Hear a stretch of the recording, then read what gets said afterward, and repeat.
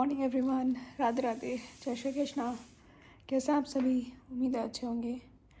तो अभी हम नहा धो के हो चुके हैं रेडी, और फिर करेंगे हम पूजा। भी सफाई हो रही है, उसके बाद नीचे चलते हैं। और आज हमारे घर में है छोटी सी पूजा, जिसमें गौर साहब और मुझे बैठना है, तो वो हम लोग करेंगे। मतलब वो सब हम वीडियो में दिखा नहीं सकते हैं, बट घर में पूजा है तो पहले पूजा करेंगे। उसके बाद आज डॉक्टर विज़िट भी है हमारी, तो वहाँ भी जाएंगे। तो अभी हम कर लेते हैं पूजा। उसके बाद है घर में पूजन, जो कि हमारी मिश्रा आंटी है, उन्होंने बताया था कि ऐसे करना चाहिए। तो आंटी करा रही हैं गर्भ संस्कार पूजन। तो जो बच्चे में गर्भ में संस्कार दिए जाते हैं, उससे वो जो पूजा कराई जाती है उससे रिलेटेड, तो वो पूजा अभी होगी। तो अभी उसकी तैयारियां चल रही हैं। हमारी पूजा हो गई है, आप सब लोग भी आरती ले लीजिए। हे प्रभु सब पे अपना आशीर्वाद बनाए रखें। ओम भूर्भुवः स्वाहा। इसलिए परमात्मा की तरफ से आपको आशीर्वाद के रूप में मंगलाचरण करेंगे। ओम भद्रं कर्णेभिः शृणुयाम देवा भद्रम्। ओम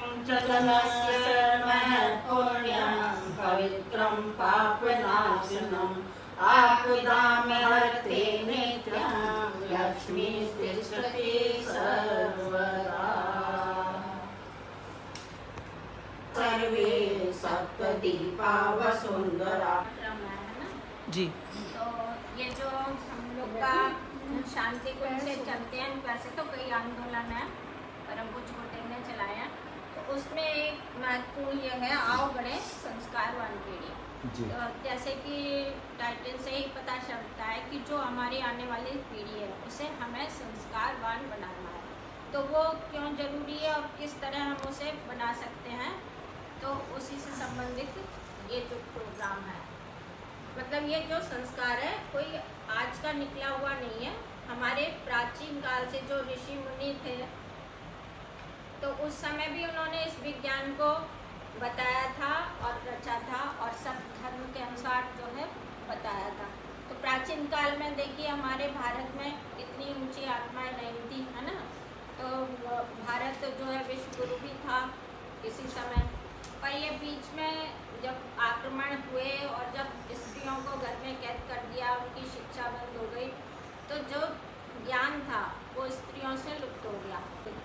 मतलब जब जो गर्भावस्था होती है वो बहुत महत्वपूर्ण समय होता है एक मनुष्य के व्यक्तित्व को बनाने के लिए। तो पहले तो 3 संस्कार होते थे, मतलब इतना महत्वपूर्ण है कि 16 संस्कारों में से सिर्फ 3 संस्कार इसी से गर्भावस्था से संबंधित होते थे। लेकिन परम पूज्य गुरुदेव ने उन सबको 3 को मिला के एक कर दिया, क्योंकि आजकल इतना किसी पर समय नहीं है, तो एक कर दिया। जो हमारी बुद्धि है, हमारे सोचने समझने की क्षमता है, हमारा जो चिंतन करने का तरीका है वो आता है। और जो कारण शरीर होता है वो हमारी भाव संवेदनाएं होती हैं। तो हम इस पर ध्यान नहीं देते, और यही कारण होता है कि जो आज की पीढ़ी भटक गई है। उनको बताने के लिए जो है आंदोलन चलाया जा रहा है।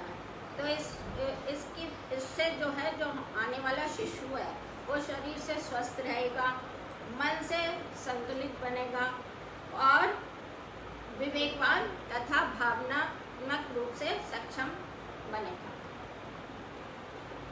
और सामाजिक तथा आध्यात्मिक दृष्टि से स्वस्थ होता है, उसी को हम स्वस्थ व्यक्ति कहते हैं। आमतौर से हम लोग कहते हैं जैसे कोई बीमारी नहीं, वह स्वस्थ है। लेकिन इसके साथ साथ मानसिक रूप से जो स्वस्थ है, यानी जिसमें क्रोध नहीं है, संतुलित है, हर चीज को तर्क वितर्क करने की सही क्षमता, ये जो है आध्यात्मिक दृष्टिकोण कहलाता है। तो इसमें इन सभी बातों का ध्यान रखा गया है कि बच्चे में इन सभी गुणों को विकसित किया जा सके। अब ये है कि माता निर्माता भक्ति। बच्चे को एक बनाने वाली कौन होती है? माँ होती है ना। तो ये हमारे पुराने उदाहरण दिए हैं। रानी मदालसा है, जीजाबाई हैं, उन्होंने अकेले ही छत्रपति शिवाजी को ऐसा वीर और साहसी बनाया कि उन्होंने जो है हिंदुत्व राष्ट्र की स्थापना की और मुगलों से इतना लोहा लिया है ना, उनको नाको चने चबा दिया। अभिमन्यु सुभद्रा का हम लोग सब जानते हैं, उन्होंने जो चक्रव्यूह भेदन सीखा था, कब सीखा था? गर्भावस्था में ही सीखा था, या अर्जुन ने उन्हें सुनाया था। और जो अंतिम बात रह गई थी 7वें चक्र की, वो नहीं बता पाए थे, तो वही उसी से वो अज्ञान रह गया उनको, और वो उसी में पीछे रह गए थे। तो ये हमारे प्राचीन काल की जो ज्ञान है कि इस समय जो बच्चा सीखता है वो उसे हमेशा याद रहता है, और बड़े होने पे वही उसके व्यक्तित्व में डेवलप होता है जो सीखा है। इसी तरह माता सीता ने जिन परिस्थितियों में उन्होंने अपने लव कुश का निर्माण किया, किसी नारी के कॉन्शियस माइंड और अनकॉन्शियस माइंड, जो जो हम स्थूल सूक्ष्म कारण शरीर की बात कर रहे थे वही है। एक चेतन मन होता है, एक अवचेतन मन होता है। तो चेतन मन जो है गर्भावस्था में कम सक्रिय होता है, भाई शिशु का शरीर तो उतना एक्टिव रहता नहीं है, उसका माइंड एक्टिव रहता है। यानी बच्चा जब 1 दिन का होता है तभी से उसका मस्तिष्क बनना शुरू हो जाता है और वही डेवलप होता है। तो जो अवचेतन मन है, कहते हैं कि इसमें हमारे जन्म जन्मांतरों के जो संस्कार होते हैं, मतलब पिछले कई जन्मों के संस्कार, वो भी अवचेतन मन में अवस्थित रहते हैं। तो इस समय इनमें से जो इन पद्धति है, सात्विक भोजन पद्धति, वो सबसे महत्वपूर्ण होती है, और उससे ही बच्चे के अच्छे संस्कार पैदा होते हैं। कहते हैं कि आहार से मन बनता है, जैसा खाए अन्न वैसा बने मन। तो इसलिए इसमें खाने पीने का अच्छी तरह ध्यान रखना चाहिए। दिनचर्या, आपका रूटीन कैसा है, सुबह उठने से लेकर रात के सोने तक, अगर वो नियमित और व्यवस्थित है तो बच्चा भी अनुशासित होगा, है ना। तो वो नाना नानी सबके गुण सूत्र आते हैं, सभी के गुण आते हैं, सबकी आदतें व्यवहार आती है। तो उसमें अच्छे जो हमारे संस्कार हैं उनको डेवलप करने का या उनको मतलब ऑफ करने का काम ये एपिजीन्स करती है। तो जीन्स होता है, उसके ऊपर एक प्रोटीन की लेयर चढ़ी होती है। तो जिस वातावरण में रहते हैं आप, जो आपका खाना पीना है उससे इफेक्टिव होता है ये एपिजीन्स। तो इसका कार्य ये होता है कि आपने जो मतलब गर्भस्थ शिशु है उसमें जो अच्छे और बुरे संस्कार हैं उसको आप स्विच ऑफ करती हैं या ऑन ऑफ करती हैं। अगर अच्छा माहौल है, अच्छा आपका चिंतन है, जैसे अच्छी किताबें पढ़, उसके अंदर डेवलप होते हैं। और यदि क्रोध में है, टेंशन में है, चिड़चिड़ापन है, तो उससे जो है खराब हार्मोन्स निकलते हैं। तो उससे क्या होता है, जो बच्चे के ब्लड में जाते हैं उस तक पहुँचते हैं, उससे जो है उसकी नाड़ियों में सिकुड़न आ जाती है, नाड़ियाँ सिकुड़ जाती हैं बच्चे की। तो उससे उसे ऑक्सीजन कम मिलती है और पौष्टिक पदार्थ भी उस तक नहीं पहुंच पाते, तो उससे वो शरीर से कमजोर कुछ पहले ही बता दिया। तो आदर्श दिनचर्या कैसे फॉलो करते हैं, यदि हम किसी भी चीज़ को नियमित करते हैं, निरंतर करते हैं, सुव्यवस्थित करते हैं, तो उससे क्या होता है कि श्रेष्ठ गुणों की वृद्धि होती है और बच्चा हमारा पूर्ण रूप से डिसिप्लिन बनता है। जैसे कि मान लो आज हमने संकल्प किया कि कल हम सुबह जल्दी उठेंगे, तो हम कल तो उठ गए, परसों हमने कहा कि नहीं, हम पे नहीं उठा जा रहा, हम नहीं उठेंगे, या हम ये ऐसा नाश्ता नहीं करेंगे, या हम ऐसे पूजा नहीं करेंगे, तो फिर आपको फर्क कुछ भी नहीं पड़ेगा। यदि हम डेली रूटीन में ही एक नियम बना लेंगे कि हमें इस पर्टिकुलर, उसमें भी चेतना होती है, उसमें भी शक्ति होती है। तो जब हम उसके समीप जाते हैं तो जो उसकी ऊर्जा चारों तरफ बिखरी होती है वो हमारे शरीर में प्रवेश करती है और उसका हमें लाभ मिलता है। तीसरी गिलोय है, तो ये एंटीबायोटिक दवाई है। दूसरा है इनके अपने जो गुण भी हैं, जैसे बड़ बहुत विशाल होता है, उसकी जड़ें इतनी गहरी होती हैं और फिर कई वर्षों तक वो जीवित भी रहता है। ये ओम दिव्य चेतना स्वात्मिया करोमि, यानी इन औषधियों की जो दिव्य चेतना है उसको हम आत्मसात कर रहे हैं। ओम भूयो भूयो विद्याश्यामी, यानी जो इसकी में चेतना शक्ति को डेवलप करने का काम है उसको हम आगे भी करते रहे। अब आप कटोरी को बिल्कुल नाक के पास ले जाकर सुनिए। प्रेतानि परासुव यद्भद्रं तन्नयासुव। साथ में जो परिवार में सभी सदस्य हैं जो भी हैं, तो सभी की जिम्मेदारी होती है कि हम इस बच्चे का ध्यान रखें, उसे संस्कारवान बनाने का हम पूरा प्रयास करें, क्योंकि जब चौथा महीना लग जाता है, 4 माह का हो जाता है, तो उसकी श्रवणेंद्रियाँ जो है काम करने लगती हैं और स्वाद भी लेने लगता है बेबी और सुनने भी लगता है। तो बाहर की हर ध्वनि को सुनता है ना। आप जो बोल रही हैं, आप जो सोच रही हैं, वो तो इफेक्ट डालता ही है, लेकिन परिवार में जो भी सब बोल रहे हैं, दादी बाबा चाचा चाची नाना नानी, सबकी ध्वनि को सुनता है और वो सब कुछ वो उनसे भी ग्रहण करता है। तो इसलिए उनकी भी जिम्मेदारी होती है कि घर में जो है अच्छा माहौल बना के रखें। तो आप लोग बोलिए ओम ओम सुसंस्काराय यत्नम करिष्ये।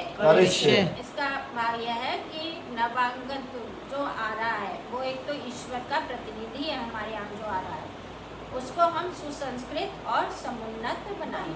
सबकी जिम्मेदारी है ना। अब ये सब फूल चावल इनके हाथ में होती है, सबसे गारंटी मिल गई है। भुवः स्वः तत्सवितुर्वरेण्यम्। ओम स्वस्ति, ओम स्वस्ति। शांते नमोतिं विधेम।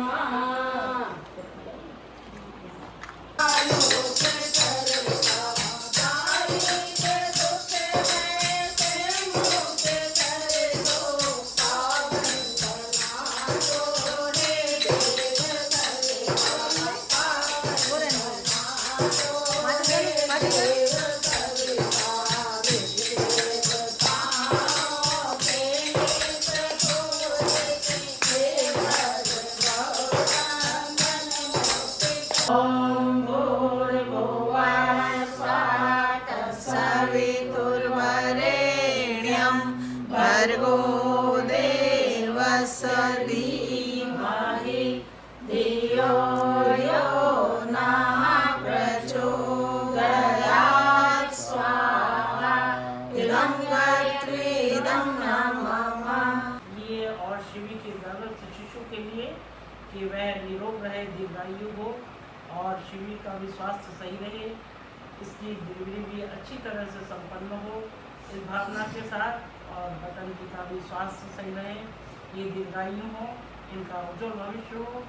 पूरे परिवार के लिए जो है भगवान से महाकाल से प्रार्थना करते हैं कि सभी लोग स्वस्थ और दीर्घायु हों।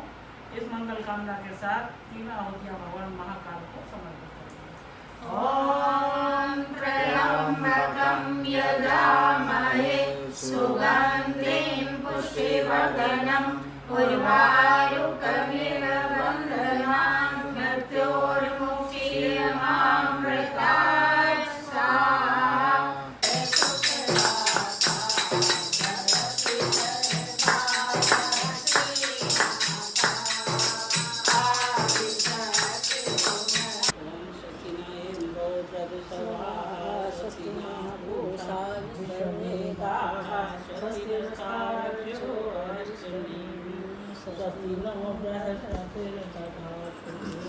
बड़ी पिनाती भैया को ना कोई ना, अब तो जो पहन रही शिवी के हिस्से में बड़ी आ रही है, दोनों की है ना ये। शिवी 2 यूनिट है अब, तो इनके हिस्से में VIP है।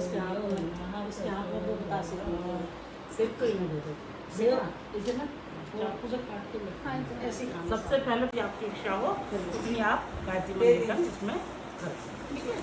ये सारी पुस्तकें दी हैं, ठीक है ना। आंटी जी ने सारी स्टिकर है, ये लगा लेना जी है ना। जी। और ये बुक है, इसमें नियम है सारे।